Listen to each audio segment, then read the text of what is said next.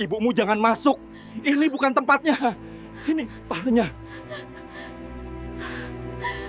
Aku sudah berdiri di depan rumah besar itu, menggenggam tangan ibuku yang sejak tadi terlihat gugup. Bajunya sederhana, wajahnya dipoles tipis, dan senyumnya penuh harap, karena hari ini adalah syukuran rumah baru mertuaku. Namun sebelum kakiku melangkah masuk ke halaman, suamiku tiba-tiba menghentikanku. Dengan suara rendah namun tajam, ia berbisik seolah tak ingin didengar siapapun. Ibumu gak usah ikut masuk. Ini bukan tempatnya. Dadaku langsung sesak. Ibuku mendengar kalimat itu dengan jelas, tapi ia hanya menunduk dan tersenyum kecil, seakan sedang menelan luka yang terlalu dalam untuk diucapkan. Aku tak tahu saat itu, bahwa keputusan merendahkan seorang ibu hari itu akan dibayar mahal. Karena hanya dalam hitungan menit, rumah megah yang mereka banggakan akan berubah menjadi saksi bisu penyesalan, saat satu kebenaran terungkap dan membuat semua yang hadir membeku tanpa suara. Assalamualaikum, selamat datang di Pandora Bercerita TV. Jangan lupa like, komen, dan subscribe. Semoga Allah melindungi langkahmu, melapangkan rezekimu, dan menguatkan hatimu. Amin. Namaku Alia, perempuan biasa dari keluarga yang juga sangat biasa. Sejak kecil aku hidup dalam kesederhanaan, dibesarkan oleh seorang ibu yang harus memikul dua peran sekaligus. Menjadi ibu dan ayah setelah ayahku meninggal saat aku masih duduk di bangku sekolah dasar. Ibuku bukan perempuan yang banyak bicara. Ia lebih sering menyimpan lelahnya sendiri, tersenyum saat hatinya sebenarnya remuk, dan selalu mengajarkanku satu hal yang tak pernah kulupa. Jaga harga diri, walau dunia tak selalu adil. Aku menikah dengan Raka 2 tahun lalu. Ia pria yang tampak lembut, rajin bekerja, dan sangat patuh pada orang tuanya. Awalnya aku menganggap kepatuhan itu sebagai tanda bakti, sesuatu yang patut dibanggakan. Raka berasal dari keluarga yang secara ekonomi jauh lebih mapan dibanding keluargaku. Ayahnya pengusaha sukses, ibunya dikenal aktif di berbagai acara sosial. Sejak awal pernikahan, aku sudah menyadari ada jarak yang tak terlihat namun terasa. Jarak yang bukan sekadar soal harta, tapi tentang cara pandang. Kami tinggal terpisah dari orang tuanya, namun hubungan dengan mertua selalu terasa kaku. Setiap kali berkunjung, ada sikap dingin yang sulit dijelaskan.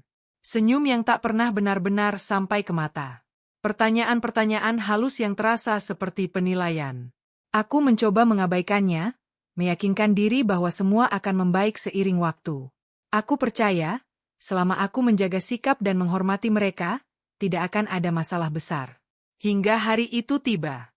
Hari ketika mertua mengadakan syukuran rumah baru, rumah megah 2 lantai di kawasan elit kota. Undangan disebar ke keluarga besar, rekan bisnis, tokoh masyarakat, dan tetangga terpandang. Raka terlihat sangat bersemangat. Ia berkali-kali mengingatkanku untuk berpakaian rapi, bersikap sopan, dan menjaga nama baik keluarga. Aku mengangguk, meski di dalam hati ada kegelisahan yang tak bisa kujelaskan. Pagi itu, ibuku datang ke rumahku lebih awal. Ia mengenakan baju terbaik yang ia punya. Sederhana, tapi bersih dan disetrika rapi. Wajahnya tampak bahagia, meski jelas ia gugup. Bagiku, kehadiran ibuku di acara penting seperti ini adalah hal yang wajar. Ia adalah orang tua kandungku, yang telah mengorbankan segalanya agar aku bisa berdiri di titik ini. Aku ingin ia merasa dihargai, diakui, dan diterima sebagai bagian dari keluargaku yang baru. Namun sejak kami berangkat menuju rumah mertua, aku merasakan perubahan sikap Raka. Ia menjadi lebih diam, lebih sering menatap ponselnya, dan sesekali menghela napas panjang. Aku sempat bertanya apakah ada yang mengganggunya, tapi ia hanya menjawab singkat, nanti saja dibicarakan. Jawaban itu membuat dadaku semakin sesak. Aku tidak tahu saat itu, bahwa hari yang seharusnya penuh rasa syukur dan kebahagiaan justru akan menjadi awal dari luka yang paling membekas dalam hidupku. Aku belum tahu bahwa senyum ibuku pagi itu akan diuji, dan kesabarannya akan menjadi saksi dari sikap manusia yang lupa diri. Yang ku tahu hanyalah satu. Kami sedang menuju sebuah rumah baru, tanpa menyadari bahwa di sanalah harga diri seorang ibu akan dipertaruhkan. Mobil kami berhenti tepat di depan gerbang rumah mertua. Rumah itu tampak jauh lebih megah dari terakhir kali kulihat. Dindingnya menjulang, halaman luas dengan tenda putih dan deretan kursi tertata rapi. Para tamu sudah berdatangan, mengenakan pakaian terbaik mereka, tertawa, berbincang, seolah hari itu adalah perayaan besar yang harus dikenang. Aku menoleh ke arah ibuku. Matanya berbinar, tapi tangannya gemetar saat merapikan tas kecil di pangkuannya. Belum sempat kami turun, Raka tiba-tiba mematikan mesin mobil. Ia menarik napas panjang, lalu menoleh ke arahku. Wajahnya terlihat tegang, berbeda dari biasanya. Aku bertanya pelan, kenapa berhenti? Namun ia tidak langsung menjawab. Pandangannya justru tertuju keluar, ke arah rumah besar itu, seakan sedang mengumpulkan keberanian untuk mengatakan sesuatu yang berat.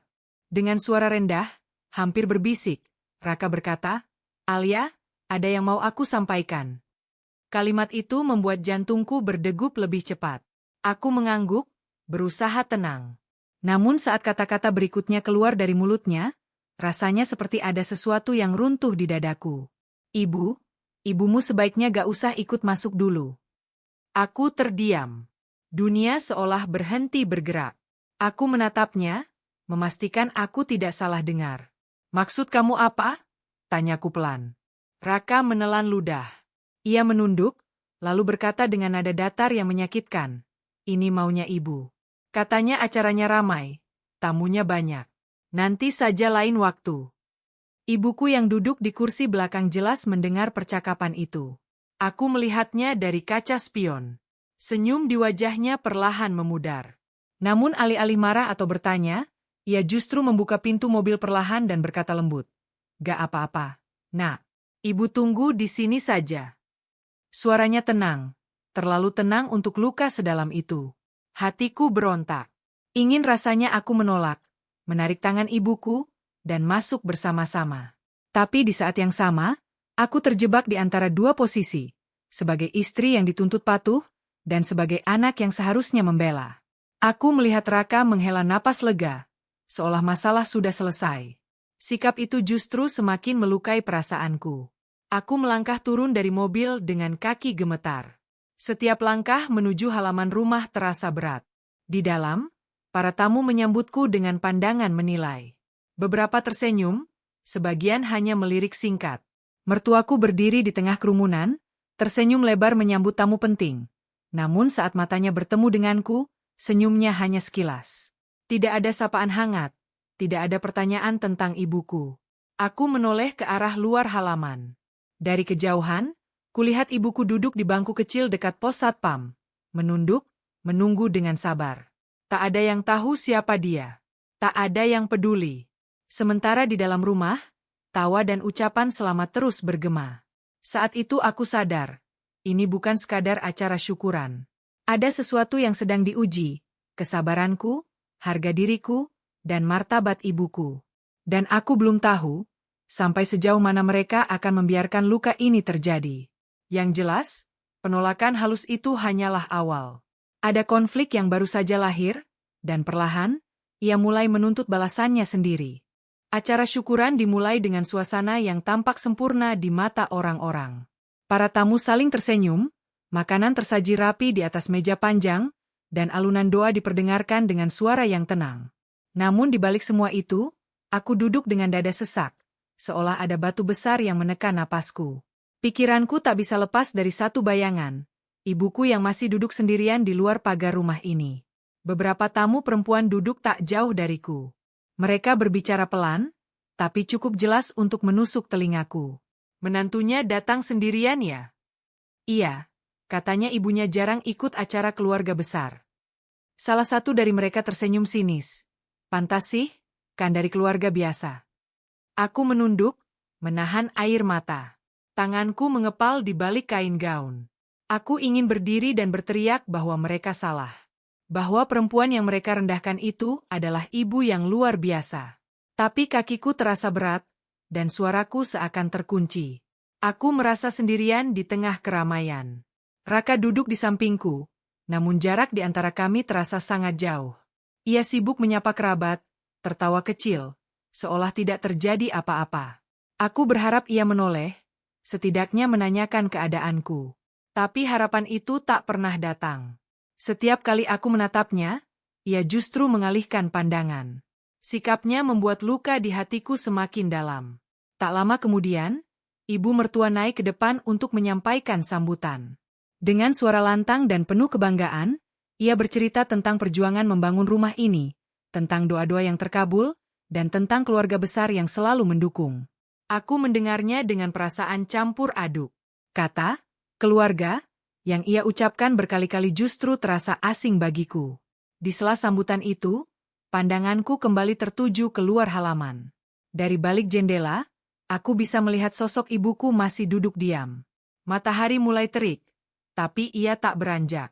Sesekali ia memijat lututnya, lalu menatap ke arah rumah, seolah berharap aku keluar menemuinya. Hancur rasanya melihat itu. Dadaku terasa sesak, dan air mata akhirnya jatuh tanpa bisa kutahan. Konflik di dalam diriku semakin memuncak. Aku merasa bersalah sebagai anak, dan di saat yang sama merasa terjebak sebagai istri. Aku sadar, diamku justru memperpanjang luka. Tapi aku juga tahu, jika aku bersuara sekarang, aku akan menjadi pusat perhatian, dan mungkin dicap sebagai menantu yang tidak tahu diri. Ketegangan itu mencapai titik yang membuatku gemetar. Ada firasat aneh di hatiku, seolah semua ketidakadilan ini tidak akan berhenti begitu saja. Seolah ada sesuatu yang sedang menunggu waktu yang tepat untuk muncul ke permukaan. Aku belum tahu apa itu, tapi satu hal yang pasti, acara ini tidak akan berakhir dengan damai. Luka yang disembunyikan terlalu dalam, dan cepat atau lambat, kebenaran akan menuntut untuk didengar. Doa bersama akhirnya dimulai. Semua tamu diminta berdiri, menundukkan kepala, dan menengadahkan tangan. Suasana mendadak hening. Bahkan bisik-bisik yang sejak tadi terdengar perlahan menghilang. Aku berdiri di barisan tengah, tapi pikiranku tidak berada di ruangan itu. Hatiku tertinggal di luar pagar, bersama ibuku yang tak pernah sekalipun mengeluh, meski jelas disingkirkan. Saat doa hampir selesai, tiba-tiba terdengar suara langkah kaki dari arah pintu depan. Langkah itu tegas, tidak tergesa, namun cukup keras untuk memecah keheningan. Semua kepala spontan menoleh. Seorang pria parubaya masuk dengan setelan rapi, membawa map coklat tebal di tangannya. Wajahnya tenang, namun sorot matanya tajam dan penuh wibawa. Ibu mertua tampak terkejut. Ia segera maju setengah langkah. "Maaf, ini acara keluarga." "Bapak siapa?" tanyanya dengan nada heran bercampur tidak suka. Pria itu tersenyum tipis. "Saya notaris keluarga ini, dan saya diundang secara resmi." Ruangan kembali sunyi. Beberapa tamu saling pandang. Ayah mertua terlihat gelisah. Tangannya yang tadi terlipat kini gemetar halus. Aku merasakan jantungku berdetak semakin cepat, seolah sedang memperingatkan bahwa sesuatu yang besar akan terjadi. Notaris itu berdiri di tengah ruangan, membuka mapnya perlahan. "Sebelum acara dilanjutkan," katanya lantang, "saya diminta membacakan satu dokumen penting yang berkaitan langsung dengan rumah ini." Bisik-bisik mulai terdengar. Wajah ibu mertua mengeras. "Ini tidak ada dalam susunan acara," katanya tegas. Namun notaris itu tetap melanjutkan. "Dokumen ini adalah wasiat almarhum Bapak Surya, ayah dari Alia." Aku tersentak. Lututku lemas. Nama ayahku disebut di tempat yang sejak tadi menolakku. Semua mata kini beralih kepadaku. Raka menoleh cepat, wajahnya pucat, seolah baru menyadari sesuatu yang selama ini disembunyikan darinya.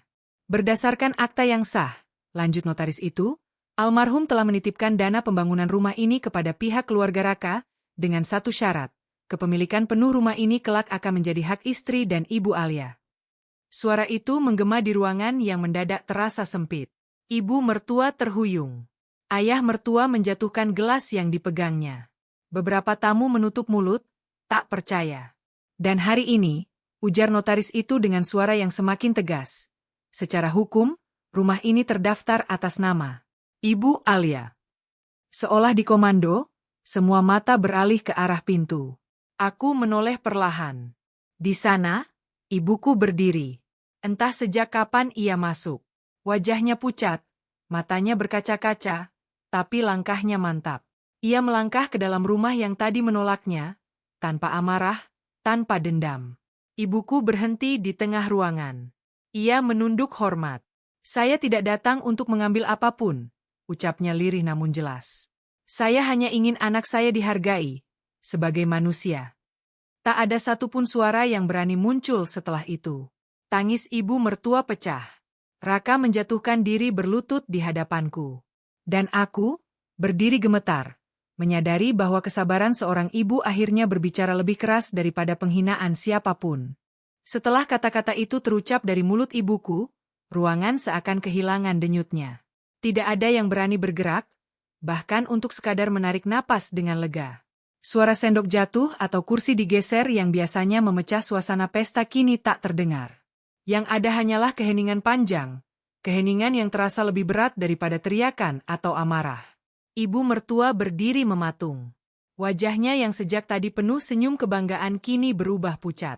Matanya menatap ibuku lama, seolah baru benar-benar melihat sosok yang selama ini ia anggap tidak penting. Bibirnya bergetar, ingin mengatakan sesuatu, tapi tak satu pun kata keluar. Ayah mertua mengusap wajahnya berulang kali, langkahnya goyah saat mencoba duduk kembali. Tubuhnya yang terlihat kuat mendadak tampak rapuh. Raka masih berlutut di hadapanku. Kepalanya tertunduk, bahunya terguncang oleh isak yang ia tahan mati-matian. Untuk pertama kalinya sejak kami menikah, aku melihat suamiku benar-benar runtuh. Bukan karena kehilangan harta, tapi karena sadar telah gagal melindungi orang yang seharusnya ia bela. Tangannya meraih ujung gaunku, suaranya serak. Maafkan aku salah. Aku menatapnya lama. Ada perih, ada kecewa, tapi juga ada lelah yang tak bisa dijelaskan. Aku tidak langsung menjawab. Hatiku sedang belajar menerima bahwa luka ini nyata, dan maaf bukanlah sesuatu yang bisa diberikan dalam sekejap. Para tamu mulai saling berbisik, kali ini dengan nada yang berbeda. Tidak ada lagi senyum meremehkan, tidak ada lagi pandangan sinis. Beberapa di antara mereka terlihat menunduk, mungkin malu telah ikut menilai tanpa tahu kebenaran. Ada yang beranjak pergi pelan-pelan, seolah tak ingin menjadi saksi lebih lama dari runtuhnya sebuah kesombongan. Ibuku melangkah mendekat ke arahku. Ia menggenggam tanganku dengan erat. Tangannya dingin, namun genggamannya kuat. "Nak," katanya pelan, "cukup. Jangan simpan dendam. Dendam hanya membuat hati kita ikut kotor."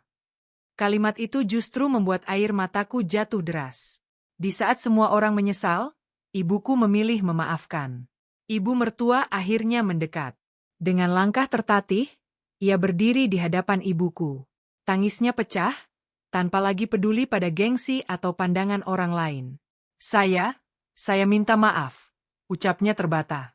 Saya terlalu buta melihat status, sampai lupa melihat hati. Ibuku mengangguk pelan. Tidak ada pelukan dramatis, tidak ada adegan berlebihan. Hanya dua perempuan yang sama-sama terluka, berdiri dalam keheningan yang jujur.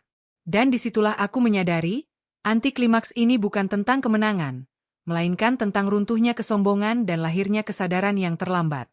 Acara syukuran yang sejak awal penuh gemerlap kini berubah menjadi pelajaran hidup. Meja-meja makanan masih tersusun rapi, tapi tak ada lagi selera untuk berpesta. Rumah megah itu berdiri kokoh, namun aura di dalamnya telah berubah. Ia tak lagi menjadi simbol kebanggaan, melainkan pengingat bahwa harta tanpa adab hanya akan melahirkan luka. Hari itu tidak berakhir dengan sorak kemenangan, juga tidak dengan pertengkaran panjang.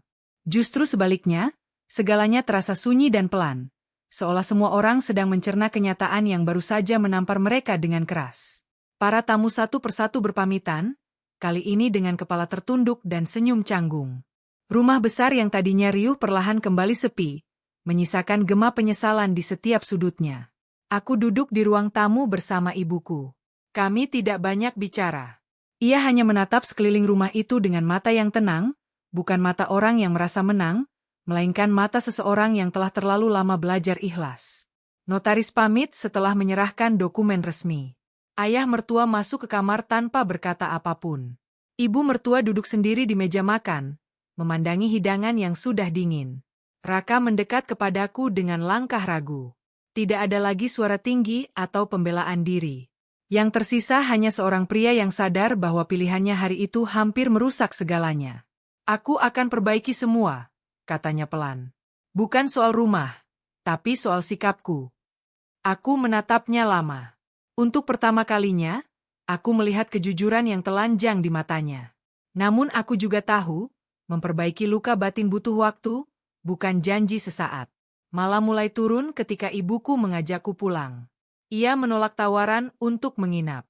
"Ibu lebih nyaman di rumah kita yang kecil," katanya sambil tersenyum. Sebelum melangkah keluar, ia menoleh pada ibu mertua dan berkata lembut, "Terima kasih sudah menjaga amanah almarhum. Semoga ke depan kita bisa saling belajar menghormati." Kalimat itu sederhana, tapi membuat ibu mertua menangis lagi, kali ini tanpa suara. Dalam perjalanan pulang, aku memandangi ibuku yang duduk di sampingku. Ia terlihat lelah, tapi wajahnya damai. Aku bertanya dalam hati, bagaimana mungkin seseorang yang begitu disakiti justru memilih memaafkan? Di sanalah aku mengerti, resolusi sejati bukan tentang membalas, melainkan tentang menghentikan lingkaran luka. Beberapa hari setelah kejadian itu, Raka datang ke rumah ibuku. Tanpa membawa gengsi, tanpa membawa siapapun. Ia meminta izin untuk berbicara dari hati ke hati. Ia mengakui kesalahannya di depan ibuku, bukan sebagai menantu, tapi sebagai manusia yang lalai. Ibuku mendengarkan dengan tenang, lalu berkata, "Kalau kamu ingin menjadi kepala keluarga, belajarlah berdiri tegak. Jangan biarkan siapapun menginjak martabat istrimu." Tidak semua masalah langsung selesai.